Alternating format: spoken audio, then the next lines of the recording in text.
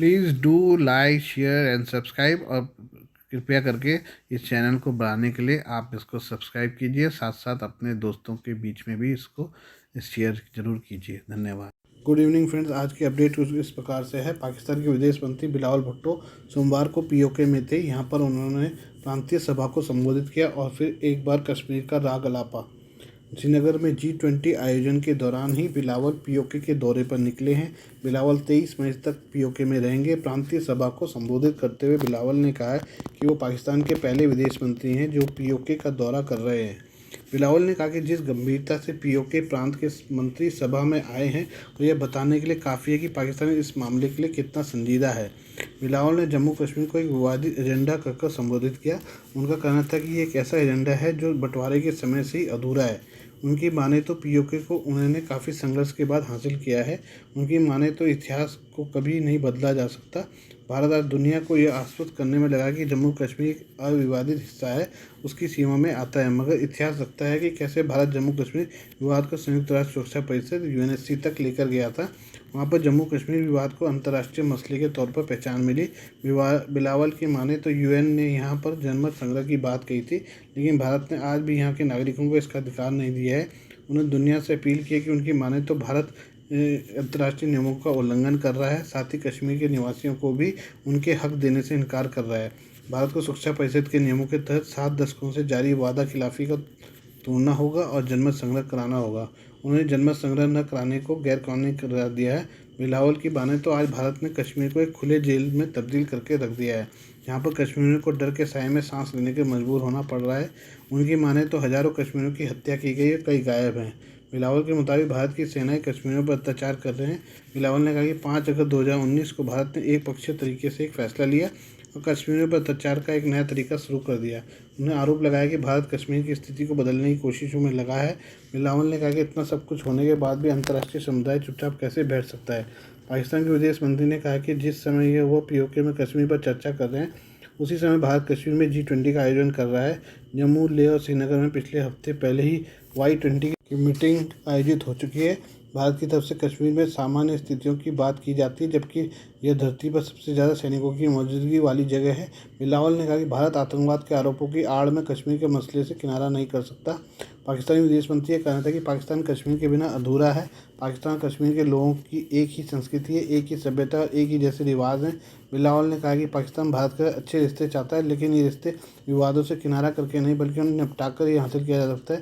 बिलावल ने कहा कि पीओके को लेकर भारत की तरफ से जो भी बयान आए हैं वो ये बताने के लिए काफ़ी है कि भारतीय जनता पार्टी की सोच कैसी है। उन्होंने दावा किया कि भारतीय सेना के खिलाफ पाकिस्तान की मिलिट्री जितना धैर्य रख सकती है रखे हुए है। फिर उन्होंने मजाकिया लहजे में कहा कि भारतीय सैनिक जितनी चाय पीना चाहें पाकिस्तानी उतनी चाय पिला सकते हैं।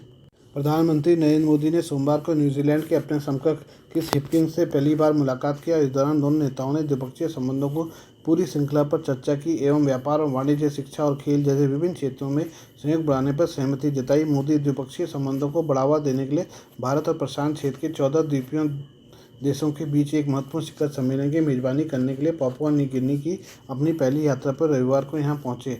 पीएम मोदी के साथ ही अमेरिकी राष्ट्रपति जो बाइडेन भी पापुआ न्यू गिनी की यात्रा पर आने वाले थे।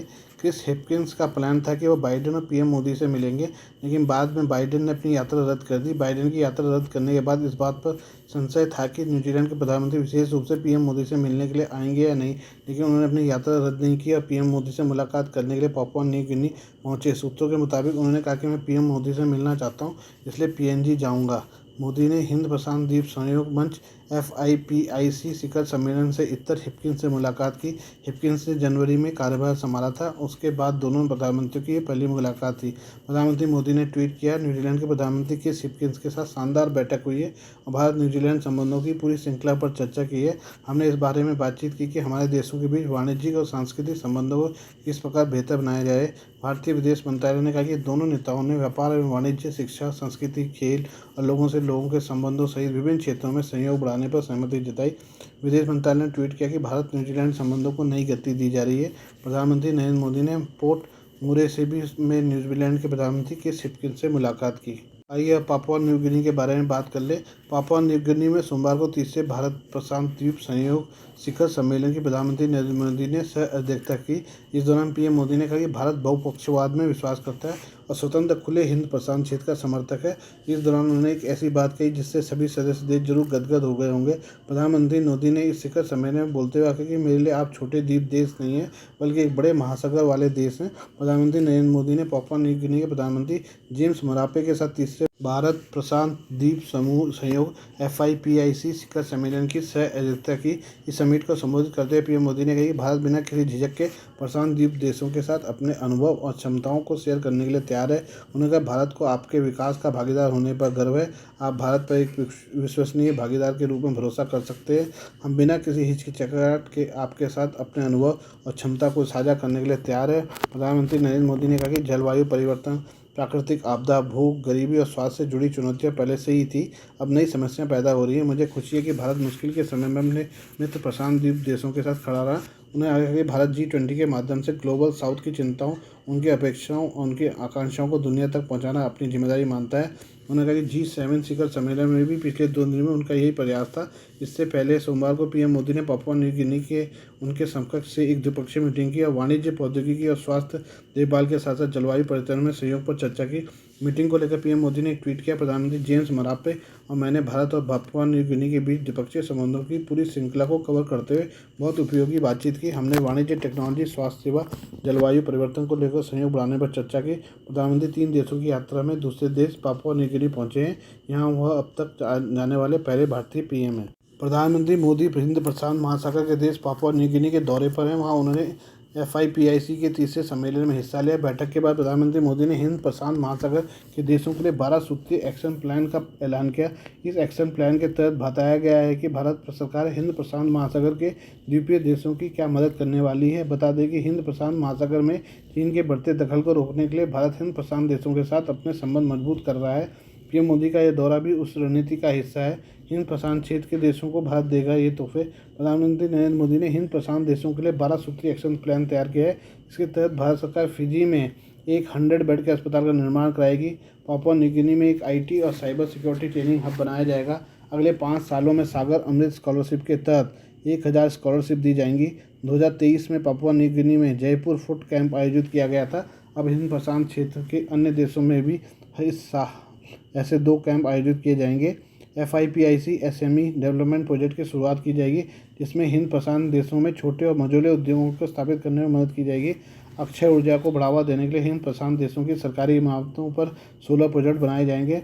पीने का साफ पानी उपलब्ध कराने के लिए भारत सरकार हिंद प्रशांत देशों में डिसैलिनेशन यूनिट स्थापित की जाएगी। समुद्र में चलने वाली एम्बुलेंस की सप्लाई की जाएगी। हिंद प्रशांत देशों के विभिन्न अस्पतालों में डायलिसिस यूनिट स्थापित की जाएगी। 24/7 इमरजेंसी हेल्पलाइन स्थापित की जाएगी। हिंद प्रशांत देशों में भारत जन औषधि केंद्र स्थापित करेगा। साथ ही हिंद प्रशांत देशों में योगा केंद्र स्थापित किए जाएंगे। हिंद प्रशांत की सुरक्षा के लिए आम FIPIC की बैठक के बाद भारतीय विदेश मंत्रालय ने बयान जारी कर बताया कि पीएम मोदी और पापुआ न्यू गिनी के प्रधानमंत्री जेम्स मरापे ने सफलतापूर्वक FIPIC की बैठक का आयोजन किया। पीएम मोदी ने हिंद प्रशांत देशों के साथ भारत के संबंधों को मजबूत करने के लिए 12 सूत्रीय एक्शन प्लान का ऐलान किया। उन्होंने कहा कि यह हिंद प्रशांत के लोगों की उम्मीदों और विकास कार्यों को पूरा करेगा। साथ ही इससे हिंद प्रशांत महासागर क्षेत्र स्थिर, मुक्त और समृद्ध बनेगा। आइए अब संयुक्त राष्ट्र की बात कर ले। संयुक्त राष्ट्र महासचिव एंटोनियो गुतेरेस ने सुरक्षा परिषद में सुधार का समर्थन किया है। उन्होंने कहा कि संयुक्त राष्ट्र सुरक्षा परिषद वर्ष 1945 के हिसाब से शक्तियों के वितरण को प्रतिबिंबित करती है। अब इस समय की वास्तविकताओं से अलग शक्तियों को फिर से बांटने की आवश्यकता बढ़ गई है। उन्होंने हिरोशिमा में G7 शिखर सम्मेलन के बाद कहा कि संयुक्त राष्ट्र सुरक्षा परिषद में सुधार समय की मांग है। ये अनिवार्य रूप से आज की दुनिया की वास्तविकताओं के अनुरूप सत्ता के फिर से बंटवारे का सवाल है। हिरोशिमा में संयुक्त राष्ट्र प्रमुख की नवीनतम टिप्पणी से 15 देशों वाली सुरक्षा परिषद में सुधार की आवश्यकता को बल मिला है। सुरक्षा परिषद में तत्काल सुधार की मांग करने वालों में भारत सबसे आगे रहा है। माना जाता है कि सुरक्षा परिषद वर्तमान चुनौतियों से निपटने में असफल रही है।